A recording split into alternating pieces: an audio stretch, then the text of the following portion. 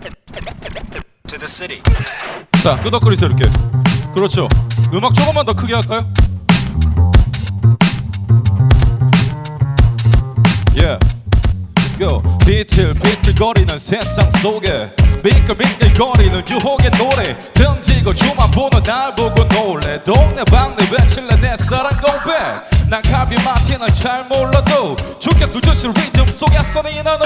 난 뒤죽 밥죽인 것 같아도 나는 예술을 입처럼 그리는 청년 피카소. 비트 위를 달리던 리듬의 마라토너. 난 다리는 절어도 절대로 믿으면 안 절어. 완전을 목표로 주님께 내 청춘을 걸어. 수천 번 넘어져도 일어서만 뒤를 털어. 사탄의 목소리가 내 소리를 마치 이대로 거치는 세상에 섞여서 비틀거릴 때도 예수와 함께라서 난 가슴이 두근대고 환상을 보고서 섬기는 요셉 같은 태도. 엄마 예.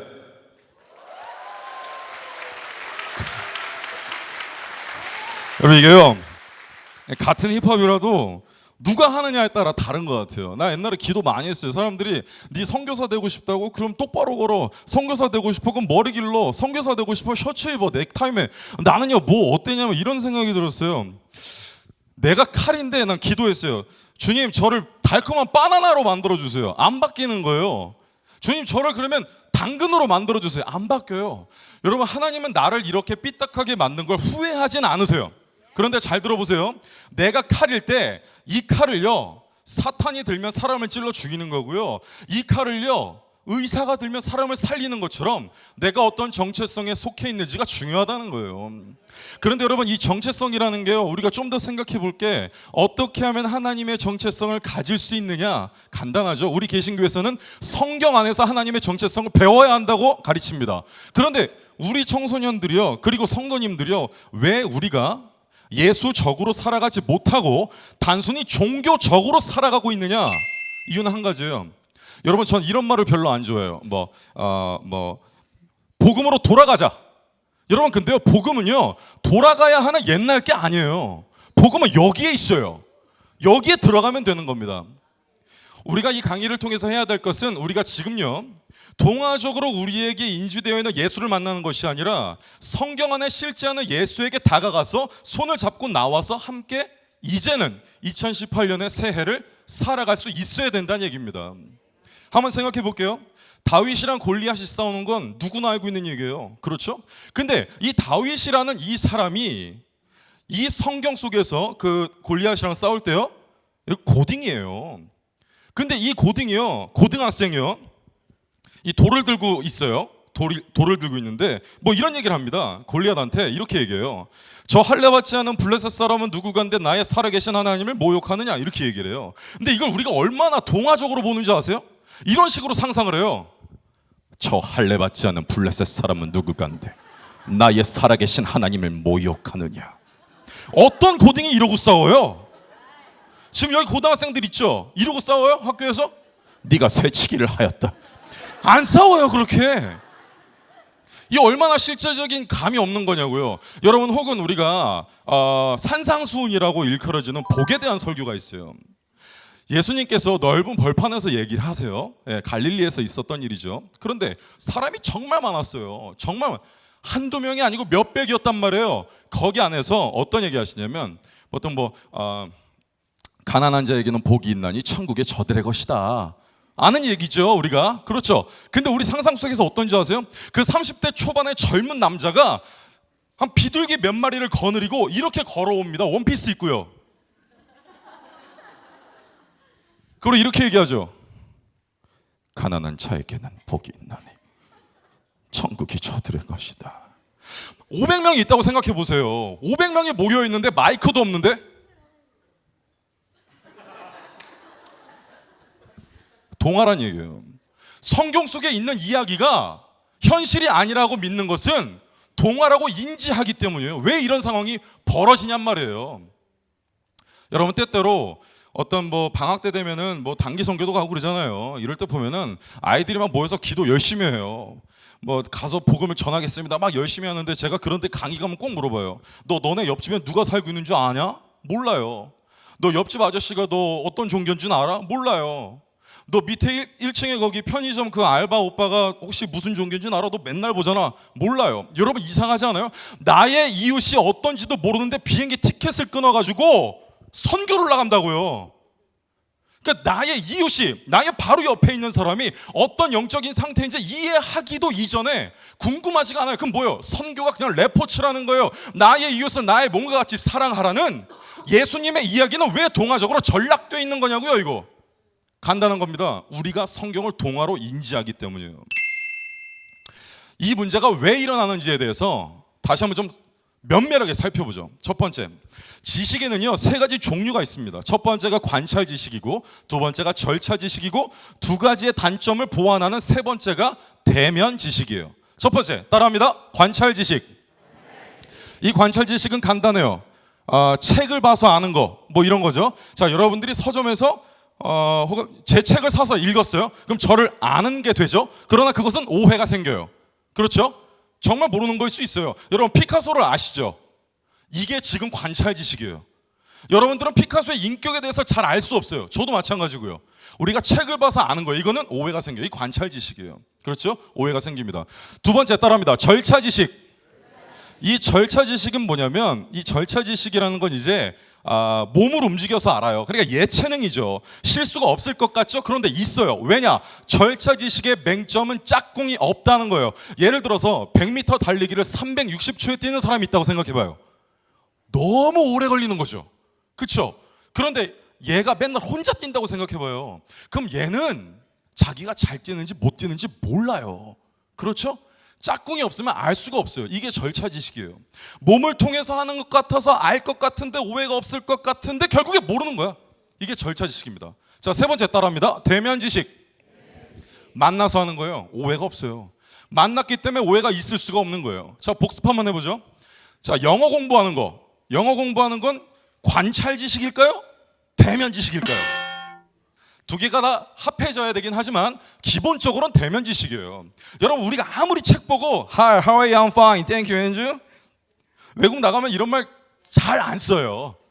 우리나라 말로 바꾸면 얼마나 재밌어지는지 아세요? 처음 만났는데 여러분 이렇게 인사하세요. 안녕하십니까? 예, 안녕합니다. 너희 하루는 어떻습니까? 전 정말 좋은데.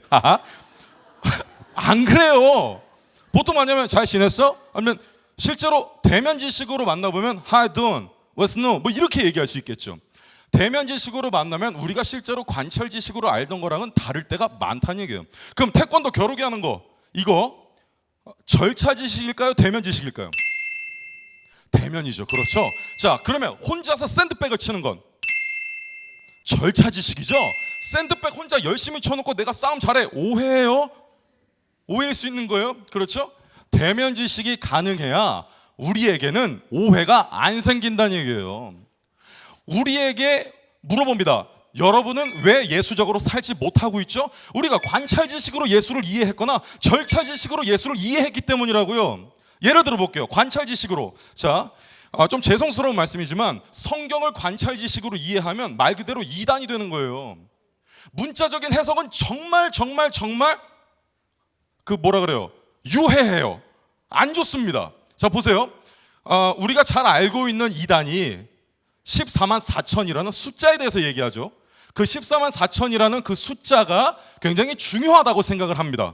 그렇죠? 요한계시록에 있는 숫자예요. 그런데 여러분, 이 14만 4천은 말 그대로 14만 4천 명을 의미하는 문자적인 의미가 아니라는 얘기예요. 그럼 14만 4천은 뭐냐? 성경 안에 12이라는 숫자는요, 완전한 숫자가 됩니다. 그래서 12제자, 12지파 다 같이 먹고 12광주리가 남아요. 그럼 14만 4천은 왜 나온 숫자냐? 12지파가 12,000명씩 모든 지파원을 기다리고 계시는 하나님을 의미하고 있다는 거예요. 앞과 뒤의 문맥을 살펴봐야 된다는 얘기죠. 여러분 레위기에 보면요, 죽은 자를 위하여 너의 몸에 문신을 하지 말라는 얘기가 있어요. 그런데 그것을 가지고 우리 청년들에게 이런 말씀이 있기 때문에 네 몸에 문신을 하지 말라고 얘기하면 의미는 좋지만 약간 어색해져요. 왜냐면 그때 당시의 의미는 뭐냐면 이런 거예요. 그때 당시의 사람들은 신분증이 없어요. 그래서 할례를 하거나 귓볼을 자르거나 인두질을 하는 것으로 이 사람이 어떤 민족인지를 얘기하고 있단 말이에요. 그러니까 여기서 너의 몸에 인을 새기지 말라는 것은 이스라엘 민족이기를 거부하지 말라고 얘기하고 있는 거예요. 그러니까 이때 교훈은 문신하지 말라가 아니라 하나님을 떠나지 말라가 되는 것이죠. 그렇죠? 관찰 지식으로 이해하면 불편해진다는 얘기예요. 절차 지식은 이런 거 있죠. 제가 얼마 전에 어떤 교회에서 설교하는데 조금 재밌는 경험을 했어요. 어떤 경험이었냐면 어떤 목사님이 이렇게 그 담임 목사님이 나를 칭찬을 하는데 약간 이런 칭찬이었어요. 나를 봤대요. 기도 속에서 나를 봤대요. 기도 속에서 나를 봤는데 이랬대요. 성령님이 얘기했는데 그 목사님이 나한테 서종현 선교사 부르면 내가 이렇게 대답해야 된다 그랬대요. 이상하잖아요. 그래서 서종현 선교사님 부르면 내가 이렇게 해야 되는 거예요. 성령님께서 그렇게 주장하셨대요. 물론 그럴 수도 있어요. 그러나 지금 제가 이야기하려고 하는 것은 무엇이냐면 우리가 성령의 은혜라고 얘기하고 성령님께서 내게 주셨다고 하는 많은 것들이 실제로는 하나님은 만나주지 않았지만 절차 지식으로 나 혼자 결정한 거일 수 있다는 얘기예요. 점검하고 또 점검하고 또 점검해야 돼요. 제가 한 번은요, 여러분 대학교 가시면은 얼마나 조심해야 되냐면 제가 어떤 그 대학, 그러니까 이단도 아니에요. 되게 유명한 어떤 단체였는데 거기서 제가 설교를 했어요. 설교하고 내려왔는데 그 대표 간사님은 아니고 어떤 간사님이 올라와서 기도 집회를 인도해요. 근데 이런 얘기를 하는 거예요. 여러분 뭐 불을 끄고 기도합니다. 안 이상하죠? 근데 조금 있다 뭐라냐면 여러분 이제는요 손잡고 기도합니다. 아무것도 안 보이는데? 그래서 짝기도라는 걸 한대요. 그래서 그런가 보다 했어요. 그런데 이러는 거 여러분 하나 둘 셋 하면 불을 켭니다. 그때 눈앞에 있는 것이 이성이면 하나님께서 주신 배필일 수 있습니다. 이게 뭐예요? 하나님은 얘를 안 만나줬다니까. 자기 혼자 그렇게 느끼는 거예요. 그렇죠? 여러분 대면 지식으로 만나면 오해가 없어요. 그러면 대면 지식은 누가 했느냐? 예수께서 우리에게 했죠. 하늘에 계신 하나님이 대면 지식으로 우리 인간을 오해하지 않기 위해서 이 땅에 내려오신 그 사건이 바로 복음이에요. 하늘에 계신 하나님이 대면 지식으로 인간을 만나기 위해서 이 땅에 오신 그분이 바로 예수님이라고요. 그래서 우리는 그 두 가지를 엮어서 예수 복음이라고 말해요. 예수 복음을 얻은 자들은 성도라고 말한다고요. 성도들이 궁극적으로 얻은 것이 무엇이죠? 구원입니다. 그렇다면 구원을 얻은 이 사람들은 성경에 나타난 예수의 모습대로 살게 되어 있다는 얘기예요. 다시 한번 말씀드립니다. 우리가 왜 교회를 다니고 설교를 듣고 하지만 왜 예수적으로 살 수 없느냐? 왜 다른 것들을 원하느냐? 성경이 우리에게 동화로 전락되어 있기 때문이에요. 우리가 대면 지식으로 예수를 마주할 때라야 우리에게 말씀이 효과가 있는 거라고요. 오늘 이 짧은 시간에 긴 설교를 압축해서 하는 동안에 전 이런 생각이 들었어요. 참 뭔가 많은 세대들이 모여 있잖아요. 그러나 복음은요 정말 공통적인 언어인 것 같아요. 복음은 공통적인 언어인 것 같아요. 이 복음이 여러분 2000년 전에 그 예수의 사건 때나 지금 때나 우리에게 동일한 은혜를 주는 것은 가히 주님께서 이 땅에 내려오셨기 때문에 가능한 거란 얘기예요. 여러분 다시 한번 축복합니다. 하늘에 계신 하나님이 대면 지식으로 우리 인간을 만나기 위해서 이 땅에 오신 사건이 바로 복음이에요. 우리는 그분을 실제 하는 인격으로 만나서 동행해야 된다는 것이죠. 더 이상 여러분들의 성경이 문서로 존재하지 않기를 축복합니다. 더 이상 여러분들의 성령님께서 절차 지식의 오해를 갖진 않았으면 좋겠어요. 이 새해에 성경에 나타나는 복음의 소식이 비단 베드로의 소식이 아니라 요한의 소식이 아니라 성경에 나타난 그 복음의 소식이 여러분들의 소식이 될 줄로 믿고 축복드립니다. 아멘. 여기까지 하겠습니다. 고맙습니다.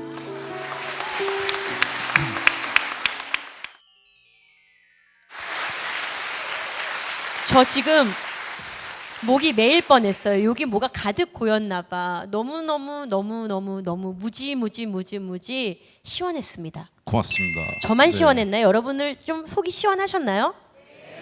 너무 이해되기 쉽죠? 그 예수님이 얼마나 매력적인 분인지 우리 선교사님을 통해서 우리가 확 느낄 수 있지 않았나요?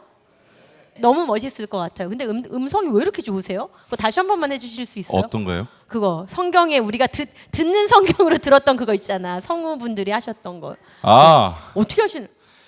어떻게 했었지 내가 아까? 갈아서. 가난한 자에게는 복이 있나니 천국이 저들의 것이다. 왜 이렇게 잘하세요? 타고난 거죠. 그래요? 그러니까 하나님이 다 주시는 거야, 그렇죠? 저 계속해서 이렇게 떠들고 싶은데 말입니다. 아니 우리 정범균 씨가 네네. 저와 같이 올라오지 않으시고 지금 그 구역을 맡아 주신다고 지금. 사실 네. 지금까지 관찰 그다음에 절차 그다음에 대면으로 나눴잖아요. 근데 지금은 사실 저희가 대면이 없었어요. 왜냐? 맞아. 이야기를 듣기밖에 안 했기 때문에. 음. 그래서 이제 우리 열방교회 식구들과 대면에 좀 시간을 좀 가져볼까 합니다. 좋다. 네. 목사님 아드님 맞아요. 그러니까요. 네. 아니 단에 올라오셔도 충분하네. 네, 네. 예. 그래서 안 올라가려고 준비 중이에요. 네. 그래서 여기 계신 분들과 네. 대면에 좀 시간을 제가 조금 울타리를 역할을 좀 할까 해요. 네. 일단은 제 앞에 계신 분부터 우리 여기 가운데 계신 분이 걸렸어. 네, 잠깐만 일어서 주시겠어요? 첫 대면입니다. 박수 한번 열방교회 첫 주세요. 대면자예요. 이름은 어떻게 되세요? 저는 박세진이라고 합니다. 우리 세진 씨, 올해 나이는 어떻게 되시고요? 31살입니다. 31살. 참 고민이 많은 청년 중에 한 명일 텐데 청년이라고 부르는 게 맞죠? 아직 결혼 안 하셨죠? 했어요. 결혼했어요? 재밌네요. 네, 재밌어요. 그래도 결혼했지만 나이가 아직 청년이에요. 그럼요. 아이를 키우는데 그다음에 결혼했을 때 고민도 있고 그다음에 직장을 가졌을 때 고민도 있고 참 많은 고민이 있을 텐데 요즘 내가 갖고 있는 이 2018년도의 첫 고민 있다면 어떤 고민이 있어요? 제가 믿음의 가장으로서 어떻게 살아가야 될지 그게 고민입니다. 믿음의 가장으로서 네. 살아가기 어떻게 해야 됩니까? 사실 저도 믿음의 가장이고 30대고 같은 질문일 거라 생각해요. 제 안에 있는 질문과 그 질문이 끝날 때쯤 되면 우리가 하늘에 가지 않을까. 계속해서 풀어나가야 되는 일이니까. 그래서 제가 뭐 어떻게 하십시오 얘기하면 되게 웃길 것 같아요 지금요. 그래서 기도하시고. 예. That's right. 네. 정말요. 이게 끝까지 우리가 해결해야 될 문제니까. 예. 그렇습니다. 그리고 아내를 위해서 우리가 기도 많이 해야 될 것 같아요. 예. 축복합니다. 아이고, 네 결국 멋진 설교였지만 우리 대면에서는 좀 뭔가 아쉽다라는 느낌이 좀 나네요. 좀 우리 학생들의 질문을 받아볼게요. 네. 교복을 입으셨어요. 일단 네. 교복을 입으셨고 일단 잠시만 일어서 주실래요? 네, 나의 이름이 어떻게 되세요? 저 김예찬입니다. 우리 예찬 씨 고등학생 맞죠? 네, 몇 학년이에요? 고1이요. 아직 비행 소년이다 이럴 불릴 만한 일을 한 적은 없죠? 있어요. 있대요. 드디어 이제 대면에서 대면이다. 풀어줄 때가 됐습니다. 할렐루야. 주님의 은혜가 임했네. 저분 소년원 전문이거든요. 여기서 대면 무너지면 안 됩니다. 자, 해보겠습니다. 끌어올립시다 대면. 2018년에 본인 내가 학교 다니면서 지금까지 고1 인생 살았을 때 어떤 게 가장 힘들고 가장 고민이에요? 제가 학원을 다니는데 영어 수학 학원을 다녀요. 근데 영어 수학 점수가 제일 안 나왔어요. 그래서 어떻게 하면은 제가 이 도움을 받을 수 있을까라는 질문을 드리고 싶네요. 그거를 그 지금 내가 될 거예요. 지금 내가 대면을 안 하고 지금 회피하시는 건가? 저런 질문 앉으세요. 괜찮아요. 잘못한 네. 거 없어요. 저런 질문이 왜 나오냐면 내가 무엇을 해야 하는가, 난 어디로 가야 하는가, 이 성적이 나에게 어떤 충격을 주는가, 도대체 이것은 나에게 얼마나 영향이 있는가 이런 생각이 들어요. 성적들이 우리에게 그런 걸 준다는 거죠. 근데 저는 청소년들에게 이런 얘기를 해주고 싶어요. 하나님께서 우리 인간에게 성경 속에서 가장 처음 하신 질문이 뭐냐면 네가 어디에 있느냐라는 질문이에요. 근데 네가 어디에 있느냐라는 이 질문을요 히브리어 원어로 보면 아이에카라고 돼 있어요. 아이에카의 아이가 어디라는 뜻인데 이 어디는 정확하게 번역하자면 하나님께서 지정하신 당신의 장소예요. 그러니까 네가 어디에 있느냐라는 뜻은 어떻게 되냐면 너는 내가 지어준 너의 모습 그대로 내가 너에게 지정한 너의 장소에 있느냐라는 뜻이에요. 학생 시기에 우리가 고민해야 되는 것은 물론 점수도 중요해요. 그러나 우리는 더 많이 뭘 고민해야 되냐면 하나님께서 지어주신 내 모습은 어디에 있느냐라는 거죠. 우리 모두의 공통적인 사명은 하나님께서 지어주신 내 모습 그대로 내게 주신 그 길을 걷는 겁니다. 그게 우리 모두의 공통적인 사명이자 찬양이에요. 그래서 본질에서 좀 질문에서 흐려질 수도 있겠지만 제가 드리고 싶은 답변은 그래요. 어떤 성적이나 이런 것들에 매이기보다도 나의 어떤 하나님께서 만들어주신 모습을 찾아낸 것에 좀 더 집중하면 좋겠다라는 말씀을 드립니다. 네, 감사합니다.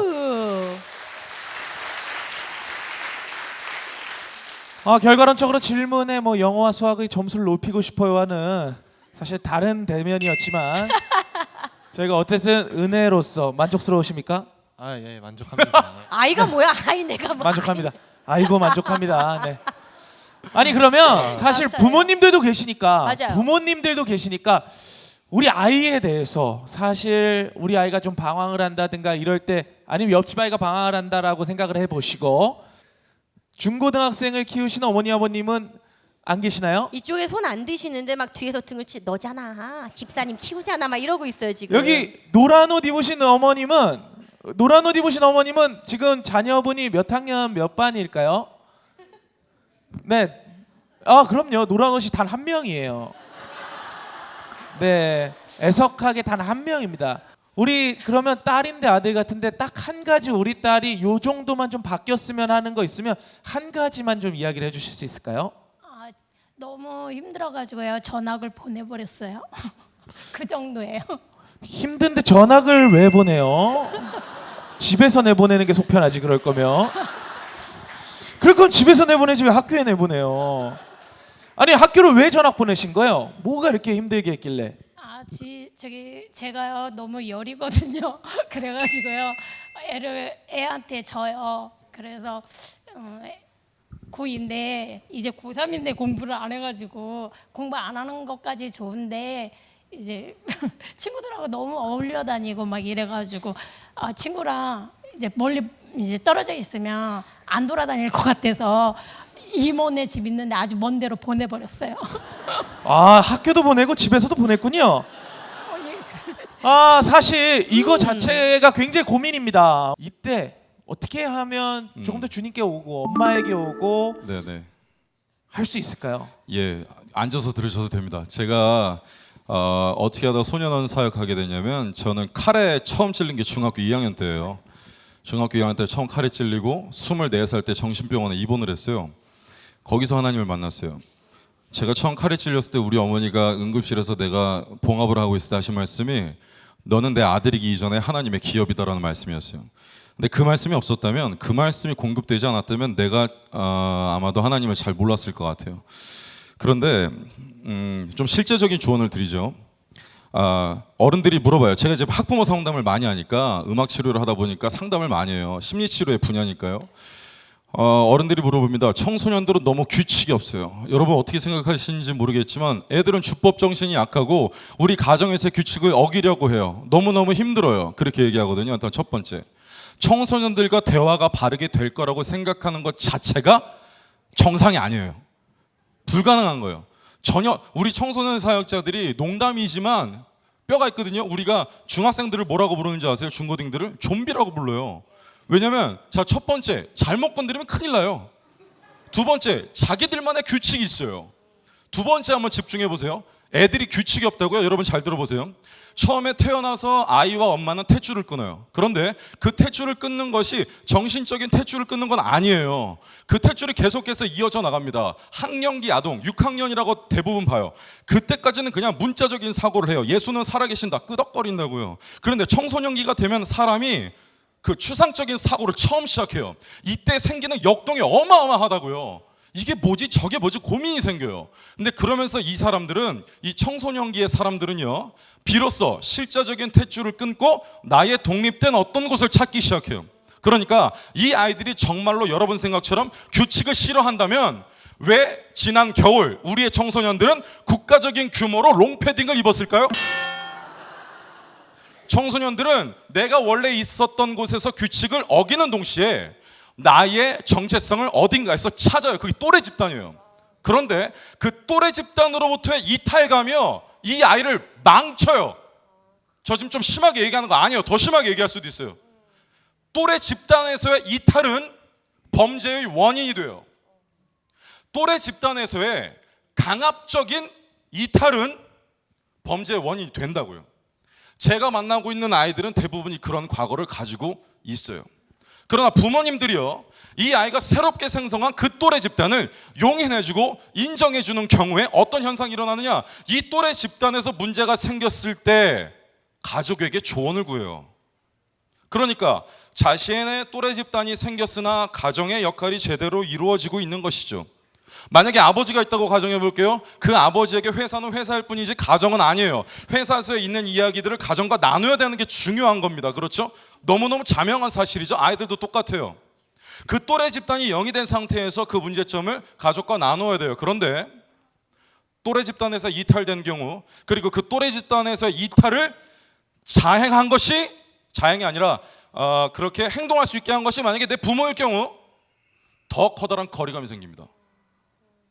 물론 지금 어머니께서는 당연히 방법이 없었을 거예요. 힘들어요. 그러나 지금부터라도 그 아이를 이해하고 그 또래 집단을 이해해야 돼요. 예를 들자면 어디까지 해보셨는지 제가 알 수 없지만 그 친구들과 밥을 먹거나 초대해서 밥을 해주거나, 그러니까 그 아이가 내 아이에게 나쁜 악영향을 미치기 전에 우리 어머니의 의견은 뭐였는 줄 알아요? 네가 가장 악한 애야. 내가 그랬어요. 너는, 어머니는 왜 다른 애들 욕 안 해요? 네가 제일 나쁘니까 네가 물들이고 있는 거라고 생각해. 나는 실제로 그랬는지도 몰라요. 그렇지만 우리에게는 나의 아이가 라는 시선이 좀 더 필요하다고 생각해요. 내 아이가 선택한 그 또래 집단을 이해해주고 용인해주는 게 필요하다는 얘기죠. 예. 와, 감사합니다. 네, 아유. 기술이 아니라 마음에 대한 얘기였어요. 그렇죠? 우리 어머니 충분히 잘 하실 수 있을 것 같아요. 지금 같은 헤어스타일이면 제가 볼 때 마음 열고 애들 한번 밥 한번 쫙 먹이세요. 지금 많이 좋아졌어요. 전학 가서. 네, 네, 어머니 진짜 축복합니다. 올해 딱 지금 2018년도와 가장 어울리는 드레스 코드입니다. 황금개띠에 가장 어울리는 황금 옷이세요. 너무너무 좋고, 그러면 다음 요번에는 진짜 패딩 세대의 질문 한번 들어볼게요. 우리 패딩 세대의 질문이 해주실 여학생에게 질문 한번 들어볼게요. 사실 이번에는 마이크를 잠깐 우리 친구에게 잠시만 일어서 주시겠어요? 우리 패딩 입고 왔거든요. 이름이 어떻게 되세요? 양예진이요. 예진 씨. 우리 예진 씨는 학년이 중학교 2학년. 중학교 2학년. 조금 더 내려가 볼게요. 본인 좀비라고 생각하세요? 아니요, 전 착하게 살아요. 맞아요. 중학생들은 본인이 좀비라고 생각하지 않아요. 그렇다면 요즘 중2로서, 그 다음에 교회 다니는 내가 딸과 자녀로서 믿음의 고민이나 학교의 고민, 어떤 것들이 좀 있으세요? 그냥 학교 친구들은 되게 교회 친구들과는 다르게 그 더러운 얘기, 막 욕설 같은 게 되게 하는 친구들이 되게 많아요. 그래서 그죠? 거기에 가끔은 어울리기는 하는데 그래도 뭔가 거리를 두어야겠다는 생각도 많이 들고, 그런데 그게 힘드니까. 예, 일단 앉아서 들으세요. 자, 일단 우리 기독교인들에게 바뀌어야 될 새해의 관점을 하나 소개하자면 죄인이라는 인식이에요. 우리에게 중요한 것은 구분이 아니라 구별입니다.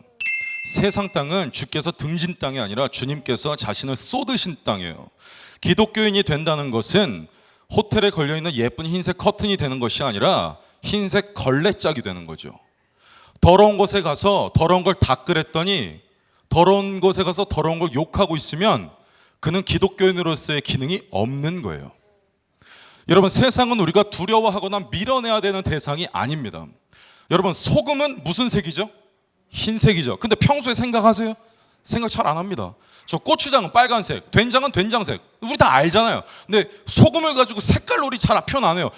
예쁜 흰 눈이 내린다. 소금 말리면서 너무 예쁜 흰 소금 안 그래요. 왠지 아세요? 소금은 자기 색을 주장하지 않아요. 김치찌개에 소금을 넣는 것은요, 그 김치찌개의 맛을 살리는 거지, 김치찌개가 소금찌개가 되길 원해서 그러는 게 아니라니까요. 우리에게 너희들은 세상에서 빛과 소금의 역할을 감당하라고 하는 것은 정확하게 얘기해서 무엇이 거룩인지를 얘기해 주는 거예요. 우리에게 소금의 사명이 있다는 거라고요. 우리가 빛이라면 여러분, 우리의 사명은 그냥 빛이에요. 왜 우리가 어둠 속에 있어야 할까요? 빛이기 때문이에요. 저는 어둠 속에서 예수를 만났어요. 사람들이, 나는 똑같아. 사람들이 나한테 그래요. 너 예수 만났다면 이젠 거기 가지 마. 거기 가지 마. 근데 제가 거기 가지 않았다면 지금과 같은 교회는 할 수 없을 거예요. 그렇죠? 보세요. 나는 어떻게 느꼈냐면, 사람들이 그래요. 넌 이제 예수를 만났으니까 양지에 있어. 예수 만났다니까 빛에 있어. 난 이상했어요. 내가 빛이 된 이유는 빛이기 때문이에요. 그냥 빛의 자리는 어둠이라고요. 그런데 내가 빛이 됐으니까 빛들과 있다면 여전히 예수는 빛으로서 어둠 속에 계시는데, 그럼 나는 예수를 고리화장시키는 거 아니에요 지금? 나를 구원하신 나의 영적인 부모를 어두운 곳에 내려두고 나는 나와 있겠다는 거잖아요. 여러분, 통계를 보면요, 한국 교회가 많이 위축되고 있다고 해요. 청소년들, 청년들 많이 없어진다고 해요. 근데 그 통계를 제가 사실은 많이 인정하지 않아요. 왠지 아세요? 깊은 곳까지, 외곽까지 채점이 이루어지질 않아요. 왠지 아세요? 기존의 교회들이 거기까지 복음이 가고 있다는 상상 자체를 안 하거든요. 여러분, 제가 종로 환락가에 토요일날 오시면 절 볼 수 있다면 믿으시겠어요? 제가 10몇 년 동안 이 일을 하면서 환락가에서요, 예수를 전하는 사람을 본 일이 없어요. 전혀 없어요. 제가 한 번은요, 방송에서 그 매춘 글에 들어가서 그 몸을 파는 여성, 직업 여성을 전도하는 내용을 동의하에 녹음해서 방송을 내보낸 적이 있어요. 그분에게 물어봤어요. 누군가 다른 사람이 이곳에서 예수를 전하는 게 경험한 적이 있냐? 없는데 내가 얼마 전에 너무 죄스러워서 교회를 가서 기도를 했다. 우리 목사님이 그러는데 어디에나 하나님이 계신다고 하는데, 그러면 내가 일하는데도 하나님이 있다는 걸 보여줘야 되지 않겠냐? 라고 하고 내가 들어왔답니다. 어둠이 바로 빛이 있어야 할 공간이에요. 제가 만약 그곳은 더럽다고 가지 않았다면 하나님의 그 계획과 하나님의 운행하심이 온전히 이루어졌겠어요? 우리가 고민하는 것은 그들과 섞거냐 말 거냐 하는 것이 아니라 소금으로서 거기에 뿌려져서 내 색을 내지 않고 사라지는 거예요. 여러분들의 색을 내려고 하는 것이 아니라 그것을 생명으로 더 맛있게 바꿔내세요. 그게 우리 기독교인들이 해야 되는 일이라는 겁니다. 여기까지 하겠습니다. 아멘이다. 네, 아. 아멘. 어우, 시원해. 어우, 시원해. 그러니까 뭐 욕을 하란 얘기입니까 말란 얘기입니까? 그러니까 그거를 쉽게 이야기를 해주세요. 이건 하지 마세요. 네, 네, 아. 하지 마셔야 네, 돼요. 안 하는 건데 네. 굳이 뭐 하라고까지 할 이유는 없죠. 네. 아. 마지막으로 한 분 정도만 저희가 조금 질문을 받아볼게요. 사실 여기는 지금 제가 헷갈려서 그런데 아드님과 어머님이세요? 같이 오신 분이 있어요. 아드님과 어머님 같이 오신 분이 있어서 두 분이 동시에 잠깐 일어서 주실래요? 사실 아드님도 잠깐만. 아드님이 굉장히 지금 약간 따뜻한 표정으로 앉아 계신데, 엄마랑 이렇게 같이 온다라는 게 이 시간이 얼마나 소중한지 저는 지금 알지만 친구는 또 모를 수도 있어요. 친구는 지금 몇 학년이신가요? 잠깐 마이크를 조금 친구에게 주실래요? 친구 지금 몇 학년이세요? 중1이요. 중1이고 어머니 보실 때 우리 아들 어떤 점이 가장 마음에 드세요? 착해요. 네, 말도 잘 듣고. 왜 아드님이 보실 땐 엄마의 어떤 점이 가장 좋으세요? 사실 이 관계가 회복되기 위해서 어떻게 해야 되는지 부탁드리겠습니다. 질문 듣지 않고 이 관계에 대해서 회복을 부탁드릴게요. 앉으셔도 돼요 이제. 예. 이대로 앉으시나요? 예, 질문이 필요 없어요. 사실 이 관계는 소통의 부재일 수 있겠다라는 제 네네. 느낌이었거든요. 네네, 충분히 이해가 돼요. 왜냐하면 대부분의 학부모님들과 얘기하면 나는 내 애를 제일 잘 알거든요. 학부모들이 다 나는 우리 애를 제일 잘 알아요. 저도 그런 것처럼 느껴져요. 왜냐하면 얘가 세포였을 때부터 난 얘를 알았고, 얼마 지나지 않아 얘는 시각이 없는데 저는 초음파로 다 보고 있었어요. 나는 얘를 잘 아는 것만 같아요. 그러나 아니에요. 우리에게는 새해에 두 가지 관점이 필요하다고 생각해요. 첫 번째, 인정하세요. 모르는 걸요. 우리는 알 수 없어요. 이걸 인정하게 되면 무슨 상황이 발생하는지 아세요? 이 아이가 나의 아들이기 이전에 하나님의 기업이라는 사실이 확증돼요. 여러분 보세요. 예배 중에서 가장 필요한 예배, 2018년에 제일 필요한 예배가 저는 뭐라고 생각하느냐? 당신 청소년 사역자니까 청소년 예배 좋아하지? 아니에요. 전혀 모든 세대가 모여서 예배하는 게 정말 많이 필요하다고 생각해요. 예배 안에서 내 아버지가, 여러분 보세요. 여러분 정말로 내 아이에 대해서 잘 아세요? 그러면 여러분들의 아이가 언제 예수님을 어떤 방식으로 만났는지 구체적으로 아세요? 몰라요. 그리고 만약에 예를 들어 저 같은 경우에도 내 딸이 나중에 고등학생이 되고 대학생이 됐어요. 예수 믿는다고 고백을 해요. 그런데 얘가 어떻게 해서 예수를 제대로 알게 되고 이런 거 잘 몰라요. 이 친구의 종교적인 성향도 잘 모를 수 있어요. 그렇죠? 근데 예배 안에서요, 본질적으로 예배라는 그 울타리 안에서 우리가 서로를 교감할 수 있는 능력이 길러진다면 굉장히 좋을 거라는 거예요. 제가 많은 사람들을 치료하고 치료했다라기보다는 치료를 돕고 또 심리적으로 안정감을 주고 있지만 제가 종국에는 결국에 뭘 얘기할 것 같아요? 결국에 교회 안에서의 예배를 주장합니다. 이 이유는 뭘까요? 제 입장에서 제가 선교사라서 혹은 목회자라서 맞을 수 있어요. 그러나 우리가 예배 안에서 함께 그 어떤 종교성이랄까요? 종교성이라고 하면 약간 부정적으로 들리겠지만 그 예배 문화를 공유하는 건 정말 귀한 경험이라는 거예요. 저는 두 가지, 모르는 걸 인정해라. 인정했다면 한 공간에서 예배 드리기를 힘쓰라, 이렇게 말씀드리고 싶어요. 아, 서중환 선교사님 마지막으로 뭐 하실 말씀 너무 많으시겠지만 그래도 이렇게 간단하게 다음 세대를 살릴 수 있는 방법, 그렇죠? 너무 모호하긴 하지만 이런 팁을 하나 주시겠어요? 네네, 그렇게 중요할 것 같아요. 시간이 한정적일 때 이야기를 계속하다 보면 빼먹는 얘기도 많고, 근데 그런 것들을 좀 제가 지금 할 이 이야기로 약간은 그래도 더 보충 설명이 될 것 같은데, 제가 중간에 범죄라는 얘기를 많이 썼어요. 근데 이것을 아예 나쁘게는 생각하지 마시고요. 우리 모두에게 열려 있는 거예요. 이거는요. 범죄라는 거 뭐냐면 기존 사회가 정해놓은 그 규율을 어기는 거죠. 그런데 어기는 원인들이 다 있잖아요. 근데 청소년들이 그것을 어길 때는요, 어른들처럼 뭔가를 얻기 위해서 어기는 것이 아니라 기존에 내가 있었던 그 규율에 반대되는 행동으로서 어길 때가 많아요. 그러니까 범행을 하기는 하는데 그 범행이 직접적인 그 원인과는 연관이 없을 때가 있다는 거예요. 그래서 우리가 청소년들을 바라볼 때 나쁜 마음으로 얘는 범죄자가 될 수도 있다라는 것이 아니라, 우리가 만약 그들에게 관심을 잃어버린다면 그들은 이탈 행동을 할 수도 있다는 가능성을 보고 하나님의 눈으로 그들을 바라봐 주세요. 쓰레기로 보면 썩는 거고요, 씨앗으로 보면 핍니다. 그래서 우리의 눈이 그들을 씨앗으로 보는 게 필요해요. 그들에게 왜 비가 내리고 있냐면 씨앗이기 때문이에요. 생명이 아니라면 하나님 비를 안 줘요. 돌멩이가 아니라 씨앗이란 말이에요. 그래서 우리의 눈이 쓰레기로 그들을 보지 말고, 범죄라고 하니까 계속 그럼 이렇게 안 되면 뭐 쓰레기가 된다는 얘기는 이렇게 이해하지 마시고, 우리들의 눈이 그들을 좀 더 안타까운 마음으로 봤으면 싶다라는 말씀을 좀 드립니다. 네. 감사합니다. 예, 반갑습니다. 예, 특별한 날에 만나게 됐는데요. 전 서종현이라고 하고요. 아까 말씀드린 대로 좀 특수한 일들을 하고 있어요.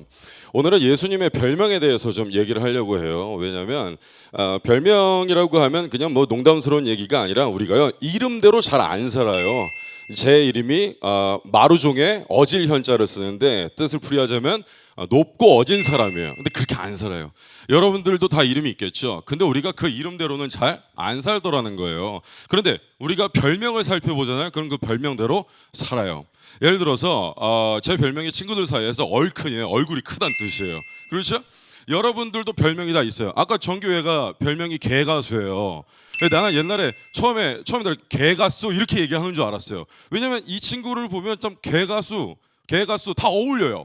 그러니까 그냥 이름, 정규라는 이름의 뜻이 난 잘 모르지만은 아마도 그 이름대로는 살고 있지 않을 겁니다. 그런데 우리가 별명을 살펴보면 그 별명대로 살더라는 얘기예요. 그렇죠? 제가 고등학교 1학년 때 쓰던 아이디가 뭐였냐면요, 깡톨릭이라는 아이디를 썼었어요. 깡톨릭. 이게 뭐냐면 그때 제가 예수님에 대해서 모를 때였고, 그러니까 남자는 깡이 가장 중요하다 이런 생각을 한 거예요. 톨릭, 그러면 카톨릭 할 때처럼 약간 종교적인 의미. 그래서 나는 깡을 굉장히 숭배하는 남자다, 뭐 이런 말도 안 되는 뜻이에요. 무슨 뜻이에요? 이게 관종이란 얘기예요. 관심병 있다는 얘기예요. 그 당시에 말이 안 되는 거니까. 이렇게 우리의 별명을 살펴보면 그 사람의 현실을 알 수가 있어요. 이름대로는 살지 않지만 재밌는 사실은 뭐냐면 이스라엘 사람들은요, 이 별명을 자기의 이름이랑 같이 사용합니다. 예를 들어서 우리가 이제 한민족이죠, 그렇죠? 그런데 이스라엘 사람들은 민족적으로 쉔족이라고 합니다. 따라해볼까요? 쉔. 이 쉔이 무슨 뜻이냐? 이름이라는 뜻을 갖고 있어요. 왜 이 사람들은 자기의 이름에 자기의 역사를 숨겨놓습니다. 그리고 이 사람들은 가끔 성경에서 보면 사울이 바울이 되거나 이렇게 이름을 바꿔요. 자기의 정체성을 온전히 바꾸는 구간입니다. 왜냐하면 이들에게 이름은 굉장한 현실을 반영하거든요. 예를 들어 볼게요. 호세아 선지자에겐 딸이 있었어요. 로루하마라는 여자였어요. 그 뜻은 뭐냐면 히브리에서는 로가 아니라는 뜻이에요. 낫이란 뜻이에요. 루하마는 어여삐 여김을 받다, 사랑을 받다. 그러면 로루하마 무슨 뜻이에요? 하나님의 사랑을 받지 않는이라는 뜻이에요. 근데 그게 실제 이름이에요. 여러분, 에서라는 사람은요, 붉은 털을 가진 자라는 뜻입니다. 야곱은 뒤꿈치를 잡고 태어났다라는 뜻이고요. 근데 호세아에게 그때 둘째가 이제 아들이었어요. 이게 로암미라는 사람이에요. 암미가 뭐냐면 이게 민족이다. 로는 아니다. 나의 백성이 아니다라는 거예요. 그러니까 여러분들의 이름이 이러면 어떨 것 같아요? 현실을 반영하면 뭐 이런 거죠. 뭐 김 대한민국 사람 아님, 이게 이름인 거예요. 그래서 최 기분 나쁘게 생김, 아니면 뭐 박 실수로 생김, 뭐 우리는 근데 이렇게 이름 안에 어떤 현실을 반영하지 않지만 이스라엘 사람들은 현실의 이름과 그리고 별명을 이렇게 잘 섞어서 사용했다는 얘기예요. 그러고 보면 예수님의 이름의 별명을 살펴보면 예수께서 어떤 삶을 사셨고 우리가 예수 그리스도의 이름으로 기도합니다라고 하는 말이 과연 어떤 걸 의미하는지를 찾아볼 수 있다는 얘기예요. 그렇죠? 그래서 제가 오늘 예수님의 별명 3가지를 갖고 왔어요. 그거에 차례대로 좀 설명해 드릴게요. 예수님의 별명 첫 번째 따라할게요. 쉘렘. 이 쉘렘은 뭐냐면요, 화목제물이라는 뜻이에요. 화목제물 무슨 뜻이냐? 예수님은요, 화목제물로 우리에게 주어진 겁니다. 예를 들자면 제물은 여러 가지가 있는데 대체로 번제라고 하면 태워가지고 향기를 드리는 게 번제입니다. 근데 화목제물은요, 노릇노릇하게 구워갖고 같이 나누어 먹는 게 화목제예요. 그래서 이것은 일반 대중들도, 제사장들뿐만 아니라 일반 대중들도 많이 기다렸어요. 우리가 왜 삼겹살 파티 하잖아요. 그 화목제예요. 화목제 같이 나누는 거예요. 그래서 우리가 지금도 성찬에서 예수님의 피를 마시고 예수님의 떡을 뗀다라고 생각하는 것이 화목제에서 오는 것들입니다. 이 말뜻은 뭐냐? 나누어야 화목하다, 나누어야 화목하고 평안이 있다라는 뜻을 내포합니다. 그렇기 때문에 거기서 같이 온 어원이 바로 우리가 알고 있는 샬롬이에요. 아시겠죠? 샬롬과 샬렘은 같은 어근을 갖고 있어요. 예수님의 별명 안에는 나눔과 화평, 이 내 것을 포기했을 때, 나의 것을 포기하고 나의 것을 버렸을 때 우리에게 화목이 온다는 메시지가 내포되어 있다는 거예요. 여러분, 많은 젊은이들이 이런 오해를 해요. 난 교인이야, 난 예수를 믿어. 근데 교회는 안 가. 왜냐면 나는 유튜브로 그냥 보면서, 나는 방송으로 예수님을 경험할 수 있어. 아닙니다. 왜냐? 우리는 왜 교회 공동체가 필요하냐? 쉘렘이기 때문이에요. 예수님은 나누어서 우리가 공유해야 하는 화목제물이기 때문이죠. 그렇죠? 제가 얘기하고 싶은 결론은 그래요. 우리가 예수를 믿는다고 하지만 우리를 나누고 살지 않는 것은 예수 그리스도의 이름으로 살지 않는다는 걸 뜻하고 있어요. 예수님의 두 번째 별명입니다. 따라합니다. 임마누엘. 이 임마누엘은 뜻은 뭐냐? 임마누가 우리와 함께라는 히브리어야. 임마누, 이게 우리와 함께. 엘은 엘로힘 할 때 엘이에요.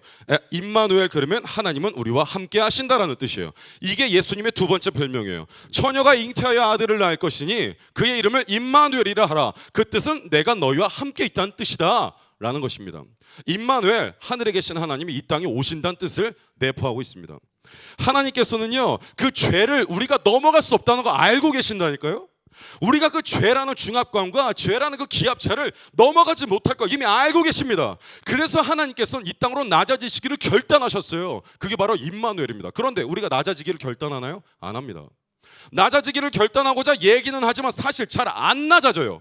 잘 안 되는 거예요. 그렇죠? 예수님의 이름으로 기도합니다라는 말을 달고 살고는 있으나 그의 이름대로 살지는 않는다는 얘기죠. 이상하지 않아요? 천국을 소망하는 사람 손 들어보세요. 다 손 들어요. 그런데 천국을 소망하는 사람들이 예수님의 법칙대로는 안 산다는 얘기예요.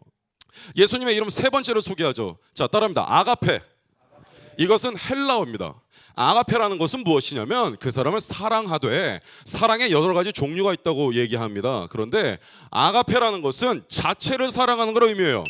자체. 그런데 인간이 하는 사랑은 자체를 사랑하지 않아요. 우리가 아는 사랑은 에로스라고 합니다. 이것은 사람의 가치를 사랑합니다.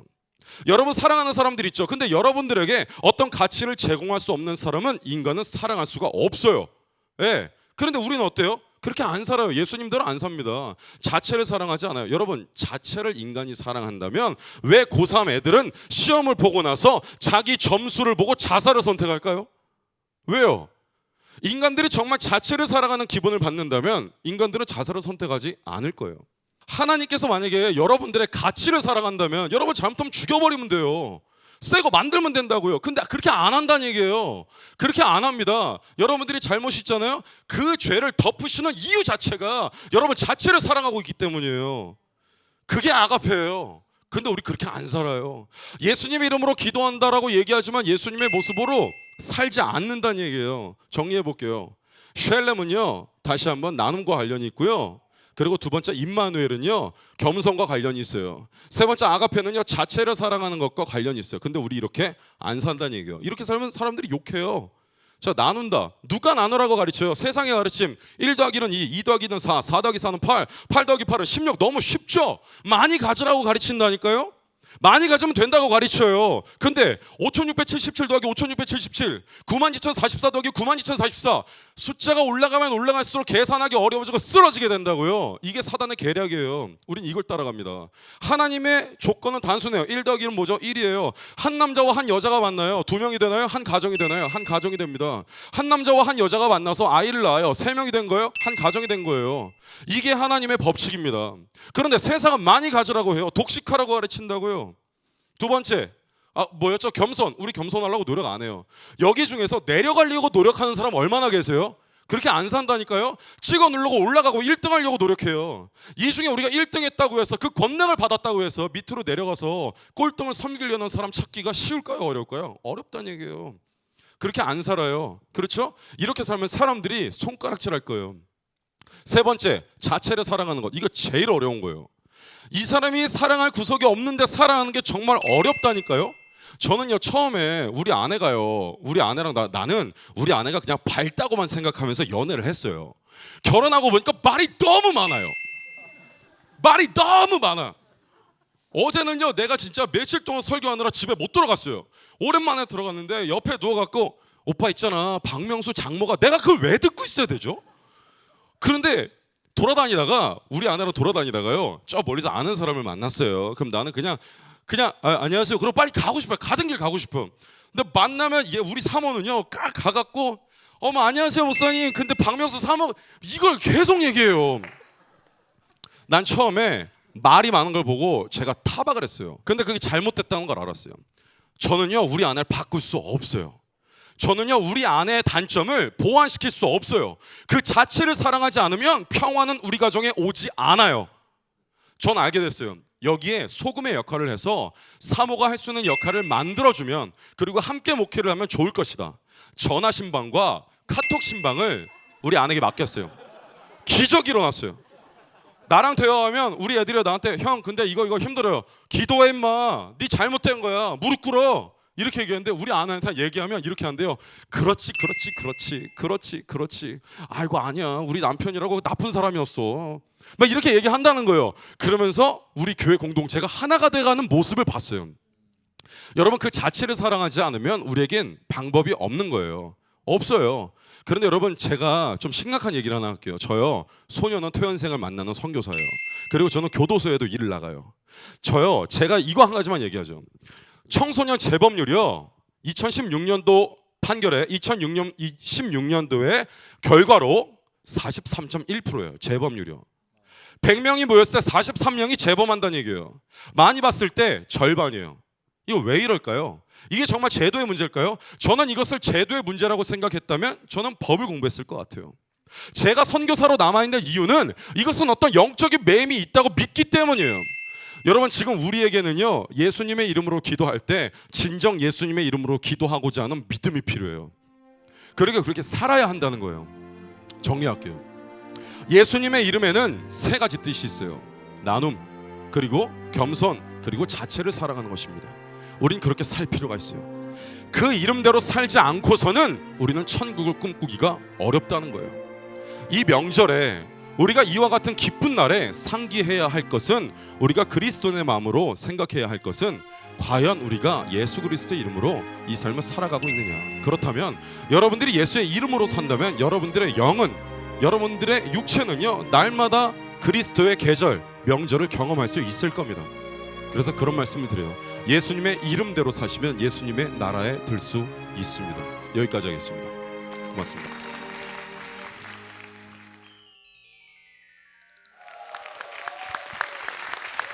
이건 진짜 나오는 함성이에요. 아, 내 속이 시원하다. 진짜 뭔가 우리의 진짜 이렇게 가려웠던 부분들을 긁어주고 진짜 주님의 마음을 시원케 하는 그런 메시지가 아니었나 하는 생각이 듭니다. 여러분들 너무 은혜로웠죠? 너무 힘이 넘쳤죠? 야, 진짜 그 힘이 넘치는 이 메시지가 여러분들 삶을 드라이빙하는 그런 힘이 되면 좋겠습니다.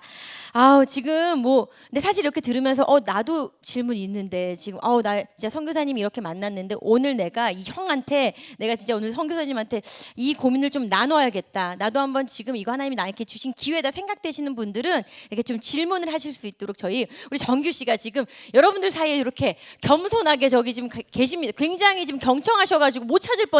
그렇습니다. 아니 네. 제가 이렇게 서종현 선교사님 말씀을 듣다 보니까 옆에 이렇게 서 있기보다는 네. 이렇게 같이 낮아짐으로 네. 예, 이렇게 앉아 있는 게 좋지 않을까라는 그런 생각이 좀 네, 들었습니다. 네. 옆에 있는 친구는 우리 군인 아저씨는 조금 이렇게 부담스러우실 수도 있는데 예. 얼굴 성호 씨. 얼굴 표정이 예.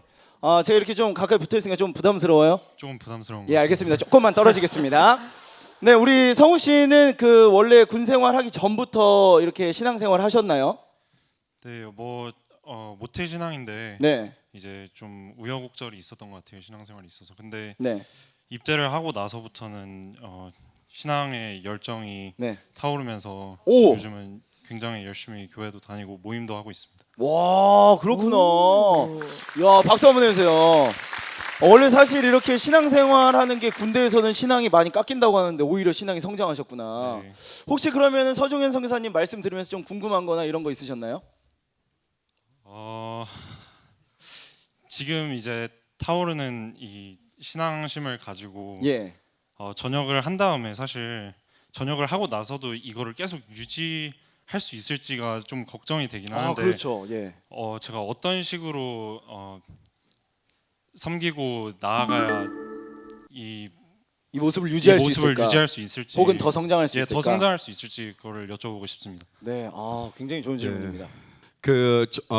저는요 정체성을 유지해야 된다고 일단 생각해요. 제가 여쭤볼게요, 장병님께 국적이 어떻게 되세요? 국적은 한국인입니다. 네, 그러면 성함이 어떻게 되세요? 장성우입니다. 성별은 어떻게 되시죠? 남자입니다. 그냥 딱딱 나오죠. 우리의 정체성이에요. 이것이 그대로 직격적으로 나오지 않으면 정체성이 아니란 얘기예요. 여러분, 우리가요 때때로 살다 보면 우리의 모습을 바꾸고 싶어 할 때가 있어요. 그러니까 우리가 사회 나가잖아요. 그럼 그것을 배척하기 위해서 어떤 모습을 취하다가 꼬꾸라져요. 넘어진다고요. 그런데요, 저는 이렇게 생각합니다. 만약에 제가 칼이에요. 그런데 제가 기도를 합니다. 주님, 제가 달콤한 바나나가 되고 싶어요.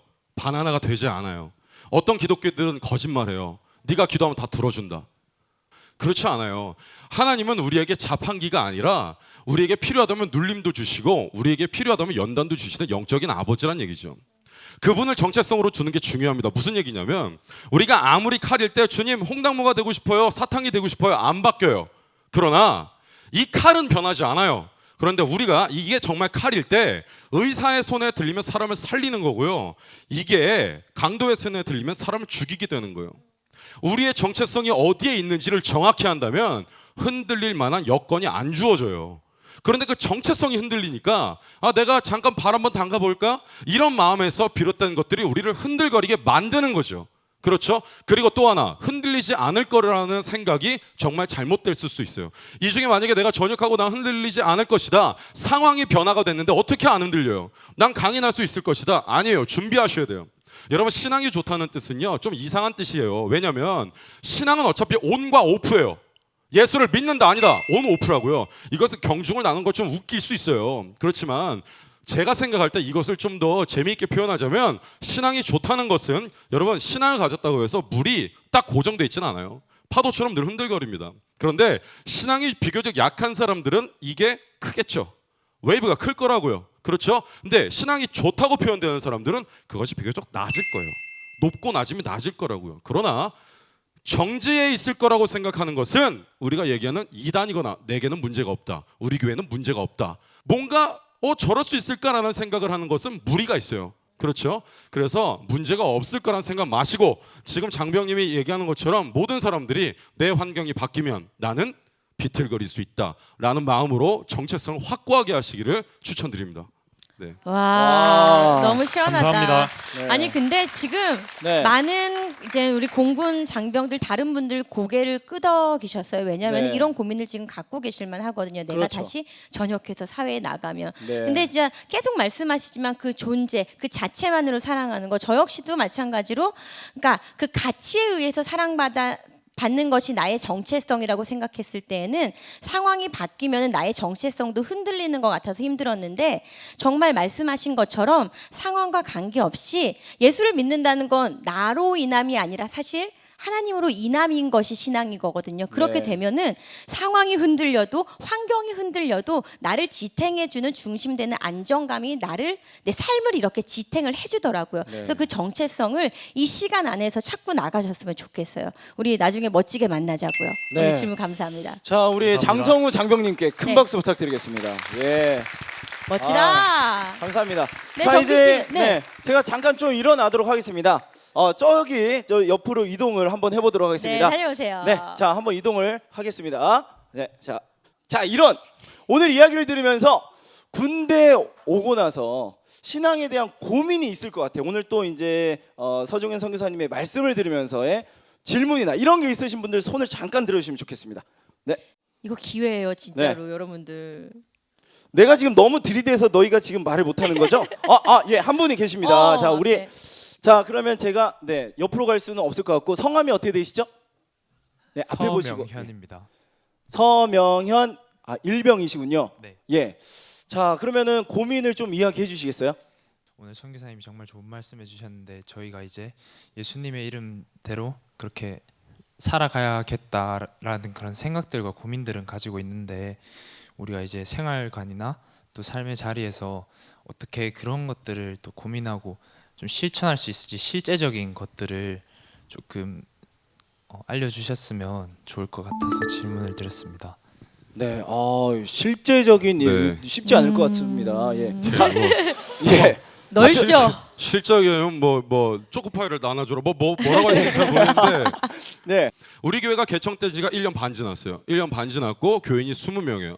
그리고 안에는 소년원 퇴원생들이 있고 이들을 만나기로 작정한 성도들이 있습니다. 우리 교회는 작아요. 저의 스튜디오의 거실을 교회로 사용하고 있어요. 우리가 처음에 계획을 세웠어요. 목회자의 계획이었어요.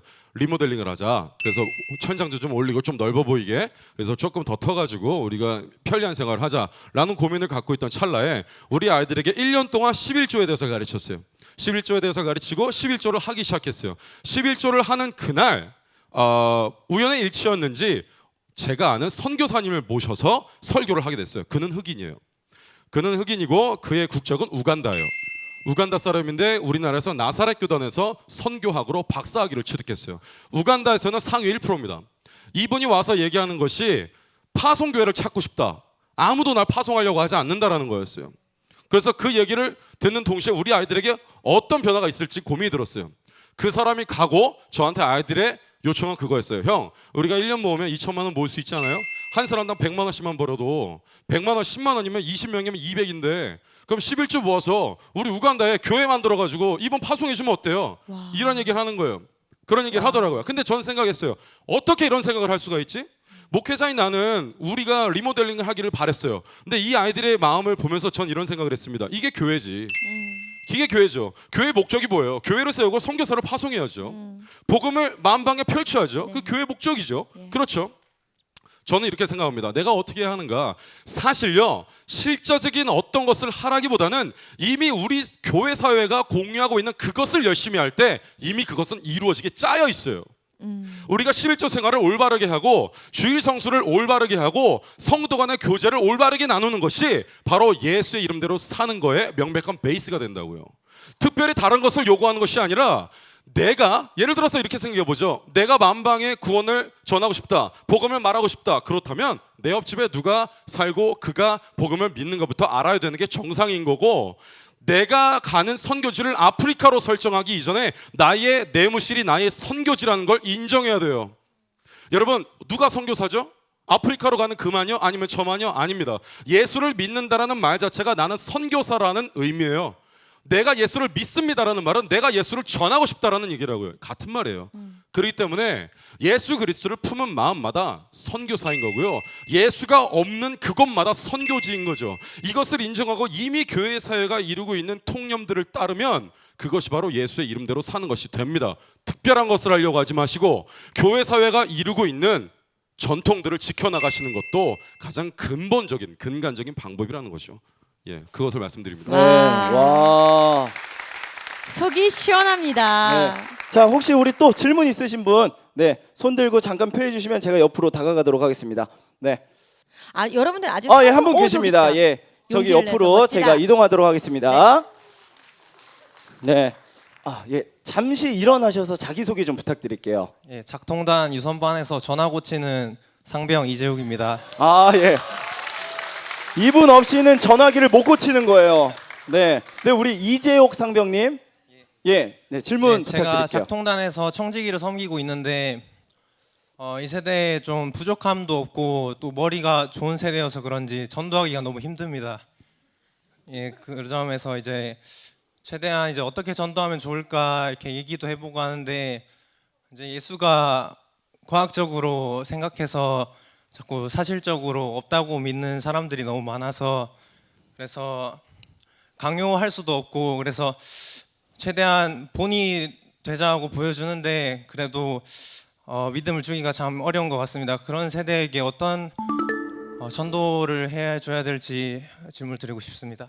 네, 전도에 관한 질문입니다. 예, 뭐 제가 하는 일이 선교사이긴 하지만 궁극적으로 제일 어려운 일이죠.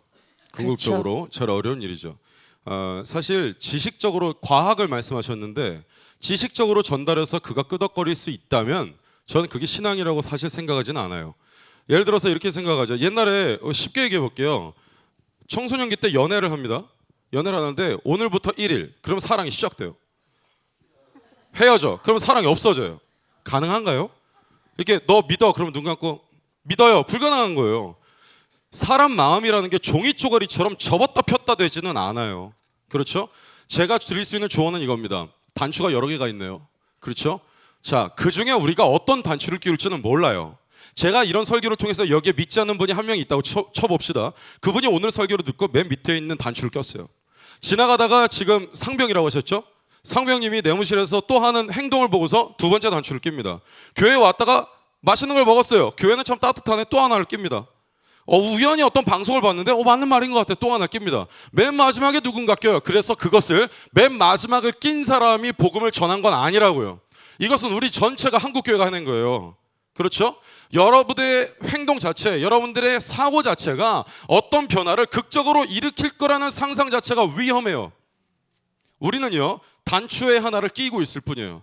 그리고 그것이 언제 완성될지는 몰라요. 복음은요, 어차피 내게 아니기 때문에 내 마음에 심겨진 복음이라는 씨앗이 언제 쪼개지고 뿌리를 내고 줄기를 낼지 우리 중엔 아무도 알 수 없어요. 복음은 우리 것이 아니기 때문이죠. 하던 대로 해야 돼요. 열심히 하던 대로. 그러나 그 단추를 끼다가 그 부흥의 역사를 우리가 눈으로 볼 수 없을지다 하더라도 해야 한다는 점이죠. 그래서 우리는요, 이렇게 생각하세요. 우리가 알아야 하는 것은 우리가 성경에 밑줄 치는 게 아니라 예수의 삶의 밑줄을 쳐봐야 돼요. 예수가 살았던 대로 살아낸다면 누군가에게 단추가 하나가 잠길 거예요. 그렇게 해서 끝까지 잠겼을 때 거룩이라는 흰 옷이 입혀지는 거겠죠. 그래서 우리가 좀 너무 조급해하지 말고 우리가 어떤 단추 하나를 끼운다. 그러나 우리는 그 부흥을 볼 수 없을 것이다 라는 마음으로 헌신하시기를 좀 도전드립니다. 와, 멋집니다. 네. 저도 감사합니다. 시간이 좀 지나겠지만 아주 실제적인 한 단추에 대해서 조금만 첨언을 해도 될까요? 제가 요즘 들어서 저도 이 복음에 대해서 사모가 되고 나서 사람들이 예전에는 그래도 연예인들이 술 먹고 전화를 했어요. 제가 예수 잘 믿는 연예인이었을 때는. 근데 내가 종교인과 종교의 카테고리 안에 있는 목사라는 사람과 결혼하고 나서는 나를 너무 힘들어하는 거야. 오히려 더 얘기를 나누고 죽겠다 야, 막 이러면서 얘기를 해야 되는데 오히려 내가 믿음이 뭔가 나를 종교의 범주 안에 넣으면서 더 멀리하는 거야. 그러면 제가 이제 복음에 대해서 되게 고민을 많이 했는데 이제 복음을 전하는 방식에 있어서 내 안에 있었던 크리스천들의 오만함을 발견을 했어요. 근데 그 예수님 당시를 제가 선교사님 생각을 해봤더니요.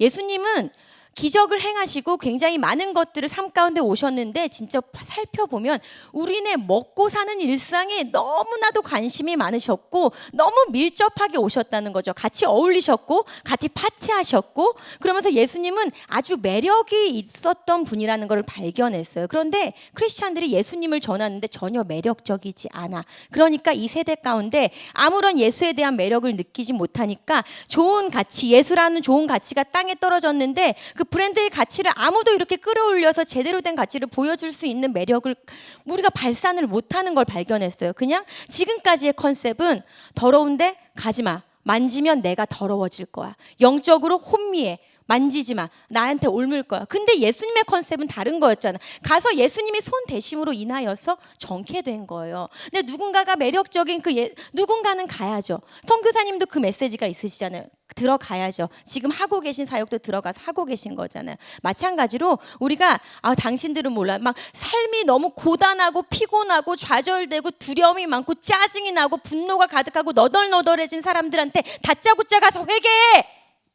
이거는 우리의 오만한 거라는 거예요. 어떻게 보면 사실은 역설적으로 복음을 회방하는 일이 될 수도 있더라는 거예요. 물론 이거는 그냥 저의 경험인 거예요. 어떻게 보면 저의 간증이더라고요. 그래서 제가 지금 하고 있는 건 뭐냐면은 김대리예요. 술자리 가서 운전해줘요. 예, 김대리. 운전 진짜 많이 해주고 매니저들이나 다른 회식 자리 가가지고 뭐 다른 PD님이랑 술 취하면 제가 태워서 모셔다 드려요. 예수님 얘기 하지 않아요. 사모님이 뭐 교회는 맞아. 아이고 많이 자셨네. 아이고 토 한번 시원하게 하고 아이고 사랑스러워. 그냥 가서 예수님처럼 주님이 바라보시는 시선으로 나의 편견과 나의 시선으로 보지 않게 해주세요. 그거 연습하고 있더니 나는 그렇게 내가 매력적인 행동을 하지 않았는데 나의 삶에서 매력을 느끼고 예수님을 알고 싶어 하더라고요. 그 교회면 나도 좀 가고 싶네.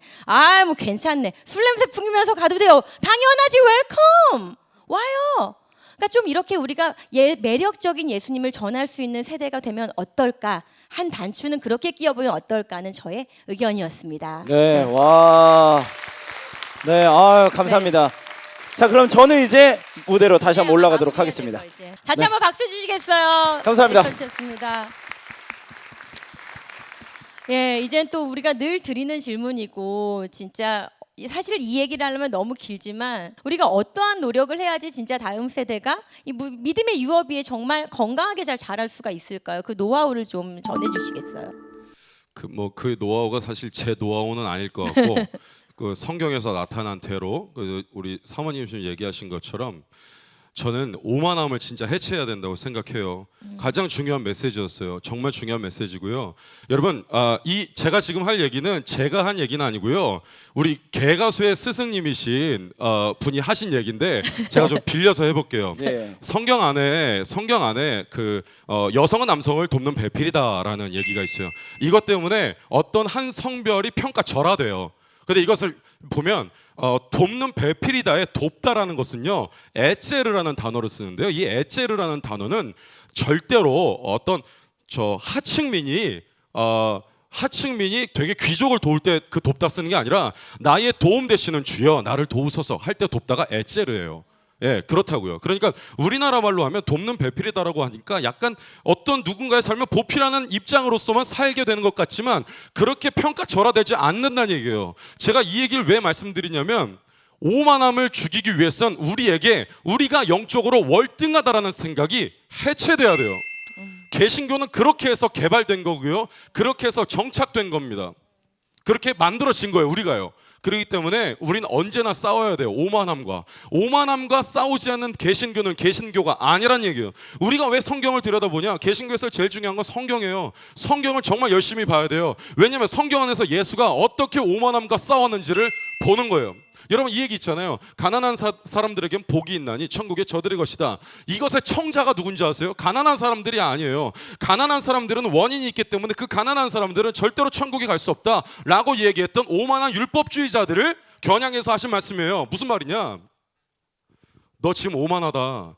가난한 자들에게는 복이 있다. 네가 얘기하는 저 돈 없는 사람들 있지? 저 사람들이 천국에 가고 니네가 못 가는 거야 라는 얘기를 하고 계시는 거예요. 오만함과의 전투, 이거 정말 중요합니다. 어떤 팁을 드릴 수 있느냐? 어떤 노하우가 있느냐? 그 노하우는 성경 안에서 예수를 읽어야 돼요. 그리고 그가 어떻게 오만함과 싸우는지 우리는 봐야 된다고요. 그가 어떤 자리에 있었는지. 그가 말씀하신 것처럼, 사모님 말씀하신 것처럼 문둥병자를 만나요. 문둥병자는 사회적인 약자였어요. 죽으면 되는 사람이었어요. 근데 멀리 떨어져서 문둥병아 나아라 해도 됩니다. 왜냐하면 예수는 말씀의 주인인 동시에 말씀으로 천지를 창조하신 하나님의 아들이었거든요. 문둥병아 떠납니다. 그런데 이렇게 써 있어요. 다가가서 손을 대시며 이르시되 문둥병아 떠나라. 예수님께서는요, 이 사람의 육체에 있는 문둥병이 떠나는 것만을 원하는 것이 아니라 이 사람의 마음에 깃든 그 문둥병도 사라지기를 바랬기 때문에 인간의 온기가 있는 손이 닿았어야 하는 거라고요. 여러분들에게 오만함이 해체되지 않으면 낮은 곳으로 가서 손을 댈 수가 없어요. 임마누엘을 기억하시고 낮은 자리에 계시기를 축복드리겠습니다. 와, 박수. 아멘. 아멘입니다.